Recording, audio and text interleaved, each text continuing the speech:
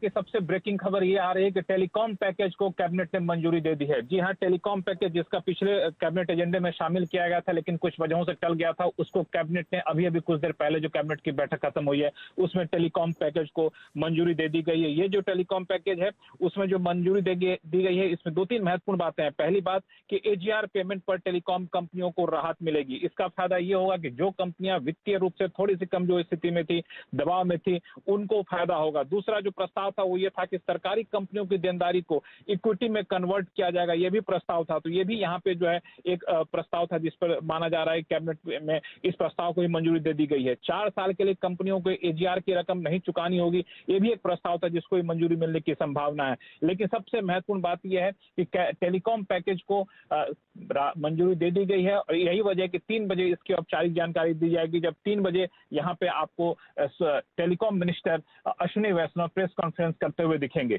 तो ये सबसे बड़ी खबर निकलकर सामने आ रही है, जब औपचारिक जानकारी आपको 3 बजे मिलेगी टेलीकॉम मिनिस्टर अश्विनी वैष्णव की तरफ से कि टेलीकॉम सेक्टर में राहत पैकेज को मंजूरी दे दी गई है। और बता दूं कि सबसे पहले केंद्र सरकार ने आपको पिछले हफ्ते बताया था कि टेलीकॉम पैकेज कैबिनेट में जा चुका है और इसको कैबिनेट से मंजूरी मिलने की संभावना है। और अब इस बार कैबिनेट से मंजूरी मिल चुकी है टेलीकॉम राहत पैकेज को। वोडाफोन का स्टॉक इस समय लक्ष्मण 4% भाग चुका है। 4% की तेजी एयरटेल में भी देखने को मिली है। ये वो दो बड़े ट्रेड्स हैं। इंडस टावर आपकी स्क्रीन पर आएगा जहां पर भी इस खबर के चलते तेजी देखने को मिलेगी। टेलीकॉम सेक्टर के राहत पैकेज को मंजूरी मिल गई है। पिछले हफ्ते से हम कह रहे हैं कि देखिए कैबिनेट इस पर अपनी मोहर लगाएगा और वो आज हो चुका है। सबसे पहले सबसे बड़ी खबर कैबिनेट से जुड़ी हुई इस समय आप ही की स्क्रीन पर ब्रेक हो रही है और वो स्टॉक्स में तेजी देखने को मिली है।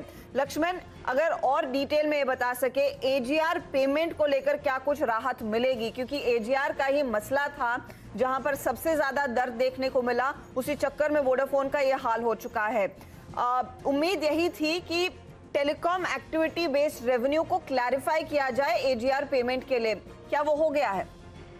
देखिए, यहाँ पे दरअसल जो टेलीकॉम मंत्रालय में जिस तरीके से कैबिनेट के प्रस्ताव को अंतिम रूप दिया जा रहा था, टेलीकॉम कंपनियों से बातचीत की जा रही थी और वित्त मंत्रालय से सलाह मशविरा किया गया था, तो उसमें जो सबसे महत्वपूर्ण मुद्दा था वो यही था एजीआर को लेकर, जिसका जिक्र आपने अभी किया है कि एजीआर के मामले में कुछ कंपनियों को राहत दी जाए। इसमें यह है कि 4 साल तक के लिए एजीआर के लिए कंपनियों को 4 साल के लिए कंपनियों को एजीआर की रकम ना चुकानी जाए, इस बात की राहत दी जाए। इस पर काफी हद तक विचार हुआ था और काफी हद तक सहमति बन गई थी। तो समझा जा रहा है कैबिनेट में इस प्रस्ताव को भी हरी झंडी दे दी गई है, क्योंकि टेलीकॉम कंपनियों के ऊपर जो वित्तीय दबाव था वो सबसे ज्यादा दबाव इस बात को लेकर था कि एजीआर पेमेंट में उनको दिक्कत हो रही है और भारी भरकम रकम यहाँ पे बकाया है। तो एजीआर पेमेंट को लेकर के जो है ये आपको एक बड़ी राहत आज टेलीकॉम पैकेज में मिलती हुई दिख रही है कैबिनेट से। लक्ष्मण, आप हमारे साथ बने रहिए, आई एम श्योर आपके हाथ कुछ और डिटेल्स आएंगे, मैं वापस आपके पास आऊंगी। स्टॉक्स में एक्शन देखने को मिल रहा है। इनफैक्ट एक टेलीकॉम एक्सपर्ट को भी हम डायल इन करने की कोशिश करेंगे कि 4 साल की मोहलत मिल रही है, आप कह सकते हैं 4 साल का मॉरिटोरियम दिया जा रहा है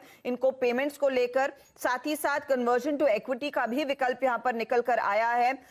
ड्यू डेट्स थोड़ी सी शिफ्ट होंगी, अलग अलग किश्तों में दरअसल इन कंपनियों को शायद यहां पर अपनी पेमेंट चुकाने का मौका मिलेगा। और स्पेक्ट्रम यूजेज चार्ज के लिए कैबिनेट ने क्या कहा है उस पर भी नजरें होंगी। लेकिन ये स्टॉक्स रेडार पर रखिए। 700 के पार निकला भारती एयरटेल आज ही और 729 के लेवल्स आ चुके हैं। गाबा साहब फटाफट ट्रेड दीजिए। भारती 5% ऊपर, इंडस स्टार भी देखिए, दोनों पर इस समय एक व्यू दीजिए। बिल्कुल, बस भारती एयरटेल में एक बहुत ही बढ़िया अप मूव है, इसका मोमेंटम कंटिन्यू रहेगा।